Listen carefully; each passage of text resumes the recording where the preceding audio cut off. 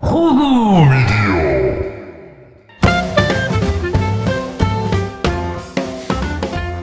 안녕하십니까.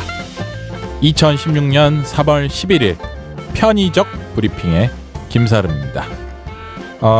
찐따라디오 팟캐스트에 합쳐서 업로드가 될 거고요. 3에서 4일마다 한 번씩 업로드 될 예정입니다.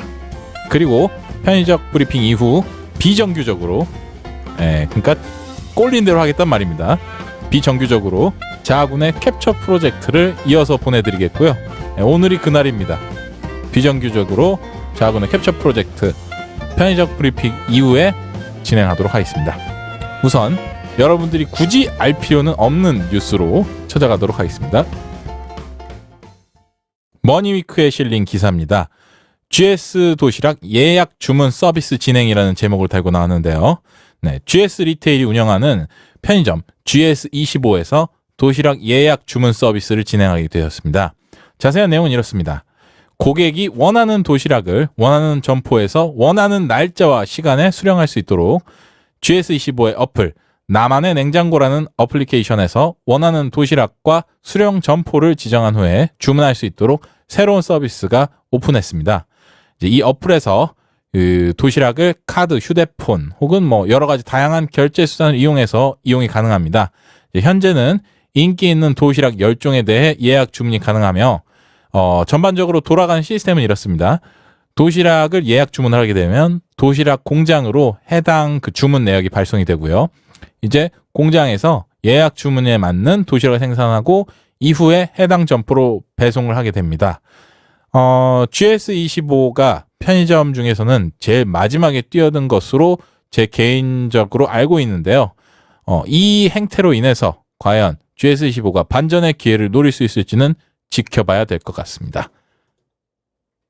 다음 소식입니다. 반대 방향으로 지하철을 잘못 들어갔다면 이라는 제목의 위키트릭 기사 가져왔는데요.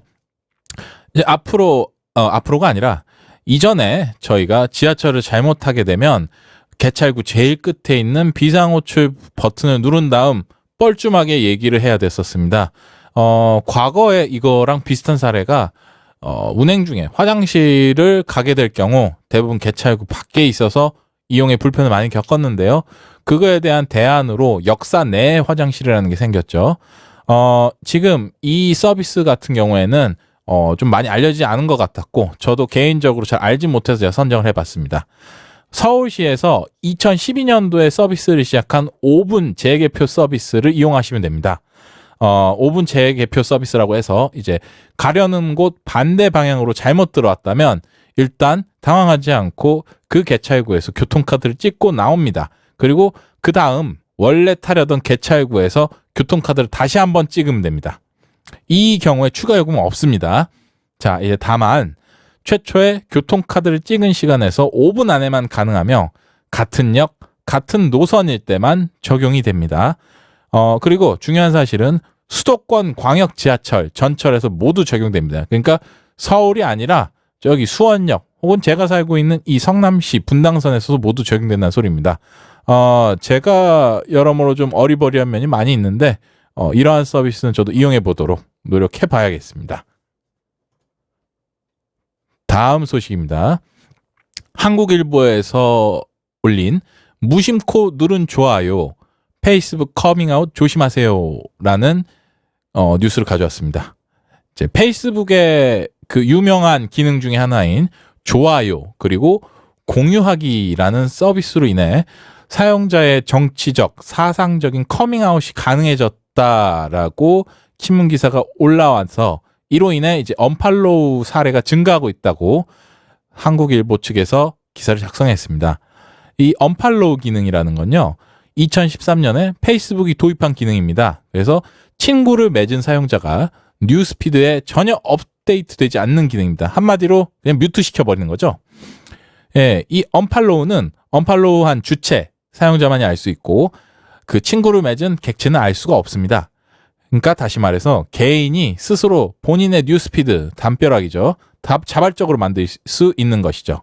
그리고 친구 삭제보다 덜 과격하며 다시 팔로우를 할 수 있는 여지를 남겨둔다는 점에서 양심의 가책도 덜하게 됩니다. 그리고 이러한 페이스북의 알고리즘을 통한 취향 우선 배열이라는 마케팅은 사실 페이스북의 성공 요인이자 비호감과 공포의 근원이라고 할 수 있겠는데요. 실제로도 이러한 사례들이 좀 많았죠. 예. 그리고 이러한 점이 개인의 취향과 사상을 제멋대로 재단할 수 있게 됩니다. 자, 이러한 사항을 대비해서 언팔로우 당하지 않는 법이라는 IT 전문 매체 CIO에서 제공한 내용 중에 몇 부분을 발췌해서 제가 여러분께 안내해 드리겠습니다. 하나, 모든 것을 공유하거나 좋아하지 마세요. 두 번째, 나를 태그하거나 콕 찌르지 마세요. 세 번째, 단체 대화는 가급적 최소로 적절한 대상들과만 하세요. 네 번째, 논쟁은 가급적 피하세요.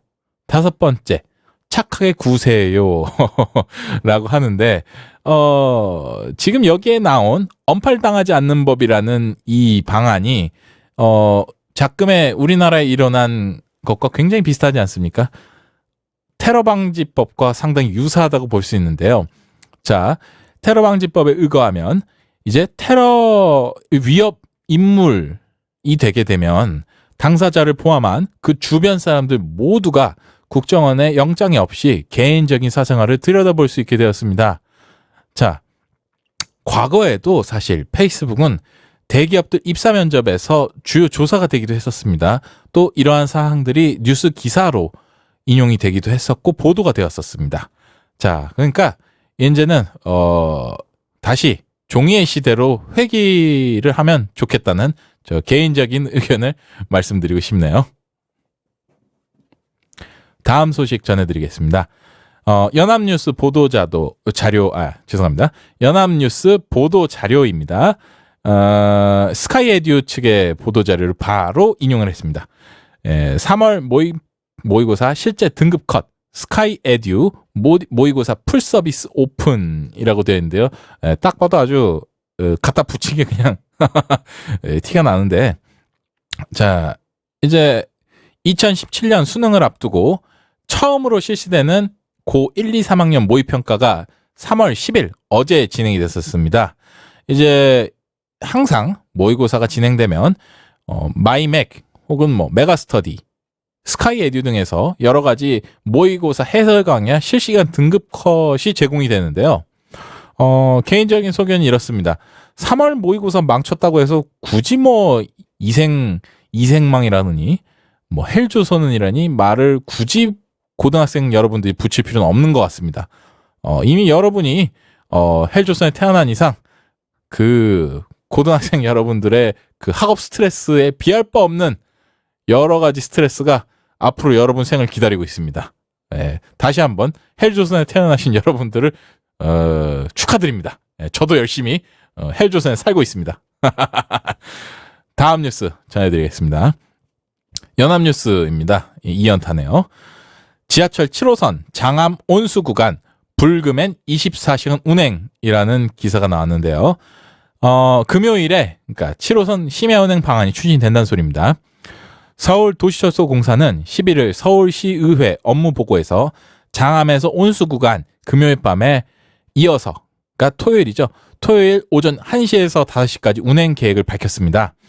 심야 운행은 20분 간격이며 이제 서울도시철도공사 이하 서울도철이라고 할게요. 서울도철은 인력 및 시설 확보와 개선에 26억 원이 들 것이라고 예상을 했습니다.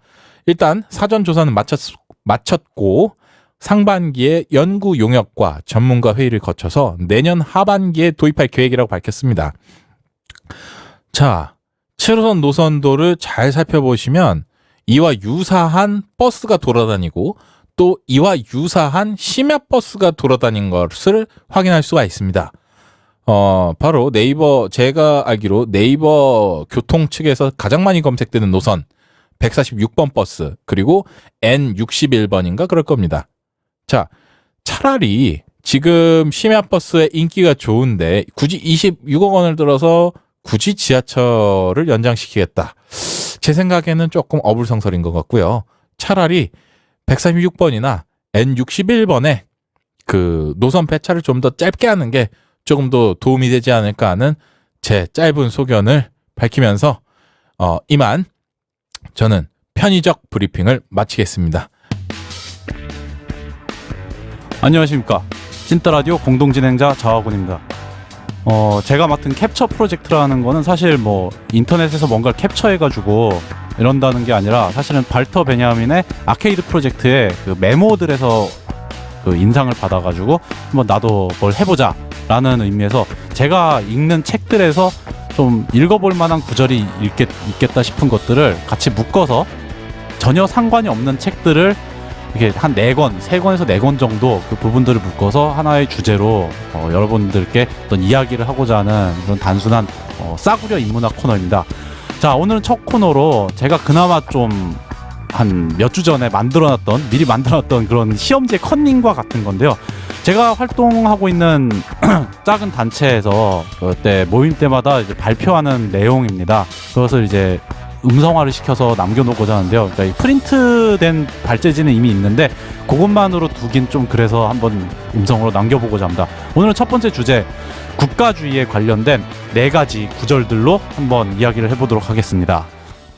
자, 첫 번째로 제가 인용한 책은 강우일 주교의 기억하라 연대하라라는 책에서 가져왔는데요. 이 책은 아무래도 그러니까 그 강우일 주교의 그 얌전한 국가 인식, 그러니까 이거는 어떤 국가에 대한 뭐 부정적 인식, 비판적 인식 이 차원을 넘어서서 국가란 과연 무엇인가, 그리고 국가에서 권력을 휘두른다는 것은 무엇인가에 대해 그 종교인이 가질 수 있는 가장 레디컬하면서도 또한 한편으로는 지극히 상식적인 이야기를 다룬 책인데요. 이 책은 2파트로 구성되어 있어요.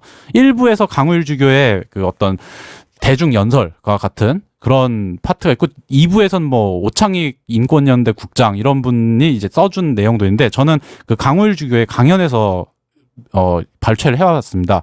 이게 이 책에서 가장 유명한 부분이기도 해요. 그러니까 이 책을 샀을 때 뭐 책에 그 이렇게 표지 있잖아요. 이런 데도 써 있고 이런 건데 이 구절 한번 들려드리도록 하겠습니다. 우리는 보통 국가란 국민 모두가 지켜야 하는 굉장히 신성한 가치를 가진 존재, 국민보다 높은 존재로 생각하곤 합니다. 그래서 국가를 위해 몸바치는 사람들을 존경하고 그런 사람들을 애국자, 순국자라고 합니다. 하지만 국가라는 것이 과연 절대적인 가치를 가지고 있느냐에 대해서는 의심해 볼 필요가 있습니다.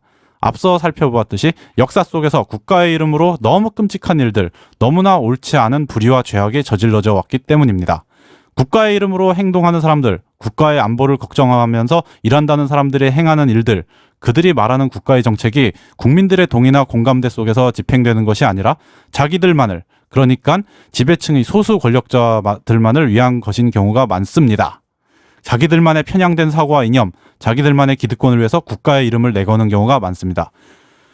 자, 국가란 과연 신성한 존재냐라는 물음은 어찌 보면 우리 사회에서는 굉장히 불경스러운 질문이죠. 우리는 태극기나 애국가로 상징되는 이 국가에 대해서 의문을 가지는 것에 대해 굉장히 죄악시돼 온 측면이 있고 또 의심을 할 것에 대해서 누구도 가르쳐주지 않았습니다만 그것에 대해서 비로소 좀 우리가 의심을 해볼 필요가 있다는 거죠. 그러니까 데카르트가 옛날에 얘기했듯이 그러니까 나는 의심한다, 고로 존재한다처럼 말이죠. 자, 신성한 가치를 가진 존재냐라고 했을 때 과연 우리들 중 누가 흔쾌히 예라고는 할 수 있을까요? 뭐 당연히 그런 것이겠거니라고 추상적으로 받아들일 수는 있겠지만 절대로 흔쾌히 예라고는 하진 못할 겁니다. 왜냐? 강우일 주교가 얘기했듯이 그 국가 이름으로 행동하는 사람들, 안보를 내거는 이런 사람들의 행동 때문에 그런 거겠죠. 그러니까 타인을 침해하면서 국가에 복종해라 라고 얘기를 하면서도 정작 자신들은 국가에 복종을 하는 게 아니라 자신이 국가가 된 것인 마냥 행동하는 사람들에 대해서 느껴지는 불편함 때문이죠. 자, 그래서 그런 사람들의 행태를 짚어보기 위해서 다른 책의 다른 구절을 한번 가져와 보겠습니다. 영국의 역사가 토니 주트, 지금은 이제 이 세상뿐이 아닌데요. 굉장히 그 냉철한 자유주의자입니다. 그러니까 우리 사회에서 통용되는 경제적 자유주의자들이 아니라 아주 고전적 의미의 그 인간 본연의 자유를 위주로 생각해서 이 사람은 진영 논리 자체에서 상당히 벗어난 진짜 아주 객관적인 사실을 추구하는 역사가인데요. 이 사람이 20세기에 대한 성찰, 그 재평가란 책에서 프랑스 전쟁이라고 하면 좀 너무 추상적이겠네요. 2차 세계대전 초반 독일이 프랑스를 무너뜨리고 비시 프랑스가 들어설 때 이야기를 다룬 재평가 11장에서 가져왔습니다. 1940년 9월에 비시에서의 가기를 찍은 한 사진에서 실마리를 찾을 수 있다. 아, 참고로 여기서 이 비시라는 거는 프랑스가 무너진 뒤에 비시 프랑스 정권을 이야기하는 겁니다. 웽치제르 장군이 페탱에게서 두 자리 옆에 상급자와 똑같이 만족스러운 표정으로 앉아있다. 프랑스가 역사상 최악의 패배를 당한 지 겨우 석 달이 지났는데 그 패배에 직접적으로 책임이 있는 자들이 그 패배 덕에 수립된 정권에 편안하게 자리를 잡고 앉아있었다. 자, 이 부분에서 느껴지는 것은 안보 이름으로 행동해야 된다는 군인들이 정작 그 국가가 진짜 이 당시에 프랑스는 독일에게 말도 안 되는 참패를 당하고 이 구절에서 언급된 웽치제르 장군이란 분은 사실 분이란 호칭도 아깝습니다. 이 사람은 그 프랑스가 패배를 당하는데 결정적인 사건이었던 스당 지역 돌파. 사실 1차 세계대전 때 이 지역을 돌파를 못해서 독일의 계획이 다 물거품이 됐는데 2차 대전 때는 여기 돌파에 성공을 합니다만 여기를 지키고 있던 이 웽치제르의 무능으로 인해 프랑스는 돌파를 당하고 결국 비시 프랑스가 세워지는 이런 지경에까지 왔는데 이 책임자가 비시 프랑스에서도 한 자리를 차지하고 있는 우스꽝스러운 장면을 묘사했죠. 이어서 더 보겠습니다. 그 사람들이 지키기로 맹세했던 프랑스의 정치적 좌파는 포함되지 않았다. 좌파는 봄마다 동부 파리에서 순교 기념식이 열리는 코미나르의 계승자들이었기 때문이다. 프랑스의 일반적인 기준으로 보면 비정치적인 장군이었던 가물랭조차 예외는 아니었다. 가물랭은 전투의 패배가 아직 확정되지 않은 5월 16일에 이미 변명을 준비하고 있었다. 가물랭은 정치인들에게 공산주의자들의 침투 때문에 군대가 붕괴했다고 말했다. 이게 비단 1940년 프랑스의 일만은 아닐 겁니다. 굉장히 익숙하죠. 이거는 우리나라에서도 뭐만 하면은 공산주의자들로 관심을 돌리는 그 국가의 흔해 빠진 안보수법에 아주 가까이 있는 겁니다. 그리고 이것이 우리나라만의 문제라고도 할 수 있는 것도 아니고요. 어디서나 국가주의는 이런 모습으로 우리에게 다가옵니다. 자, 그래서 이 신성한 교위에 대해서 이번에는 한 18세기 계몽주의 관점으로 돌아가 봅시다. 프랑스의 계몽주의자이면서 수학자이고 온건 혁명주의자였던 마르퀴드 콩도르세의 인간 정신의 진보에 관한 역사적 개요에서 가져온 건데요. 한 인민의 두 부분, 그러니까 지식인과 민중 사이에 드넓은 간격이 벌어지게 하는 신비적이고 신성한 교회란 더 이상 존재할 수 없다. 그러나 자신을 유혹하는 협작군의 놀림감인 인간으로 하여금 자신의 이익을 스스로 지킬 수 없도록 하는 이러한 수준의 무지는 인간으로 하여금 자신이 판단할 수도 선택할 수도 없는 안내인에게 맹목적으로 몰두하지 않을 수 없게 한다. 우리의 결과인 이러한 굴종적 종속 상태는 거의 모든 인민, 최대 다수에게 효력을 유지하고 있다. 이들에게 자유와 평등이란 말은 법규에서 읽을 수 있는 단어들에 불과할 뿐 직접 누릴 수 있는 권리가 아니다. 예, 이 콩도르스가 비판했던 것은 전제적 앙식 레짐, 프랑스 왕정에 대한 비판이기도 한데요. 이 비판이 과연 그때에만 한정될 수 있을지는 청취자 여러분의 판단에 맡겨보도록 하겠습니다. 먼 일이 아니에요. 시간은 다르지만 항상 작동하는 원리, 그 깊은 보수성은 어디서나 볼 수 있는 것입니다. 자, 그럼 가볍게 아서 코난 도일의 셜록 홈즈 소설 중에 하나로 오늘 이 구절들을 마무리해 보도록 하겠습니다. 공포의 계곡이라는 소설에 보면 뒷부분에 그 셜록 홈즈의 숙적인 모리어티 교수가 등장하는 파트가 있는데요. 여기서 셜록 홈즈가 얘기하는 부분을 한번 보도록 하죠. 여기에는 거장이 있습니다. 그것은 톱으로 잘라낸 엽총이나 유견발 권총을 가지고 서투르게 처리한 일이 아닙니다. 사람들은 붓질만 보고도 거장의 솜씨를 분간해낼 수 있죠. 저는 이 거장의 솜씨라는 게 사실 국가주의에 대입해보면 어떨까 하는 이 생각 때문에 이 구절을 가져왔어요. 그러니까 조금의 어떤 그 개개인을 억압하는 이 그림에서 진보가 됐건 보수가 됐건 개개인을 억압하는 이 뒤에는 어디에나 국가주의, 집단주의가 작동하고 있는 것이 아닌가. 그리고 그 냄새를 맡을 수 있고 그 붓질을 분간해낼 수 있어야 된다라고 생각을 합니다. 그리고 홈즈가 이제 뒤에 그 모리어티의 범죄상을 고발하면서 그 언급하는 짧은 부분인데 이게 비유가 아주 장난이 아닙니다. 한번 보도록 하죠. 뛰어난 두뇌와 거대한 조직이 한 사람의 목숨을 빼앗는 일에 집중되었죠. 그것은 거대한 해머로 호두 하나를 내리치는 것과 같았습니다. 어리석기 짝이 없는 정력의 낭비이지요. 하지만 그 하나의 호두는 아주 효과적으로 으스러졌습니다. 이 해머가 국가이고 호두 하나리 개인이라 쳤을 때 그걸 내리친다는 것 자체가 국가주의적 관점에서 이미 비효율적이기 짝이 없는 짓이죠. 그것을 지금 우리는 국가주의적으로 매일같이 우리에게 가해지는 것을 보고 있습니다. 이것이 바로 우리가 국가주의에 대해서 가장 예리하게 지켜봐야 될 부분이 아닌가 싶네요. 이것으로 자학원의 캡처 프로젝트 첫 번째 묶음 마치도록 하겠습니다.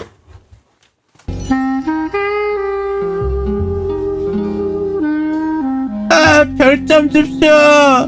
댓글 좀 줍쇼.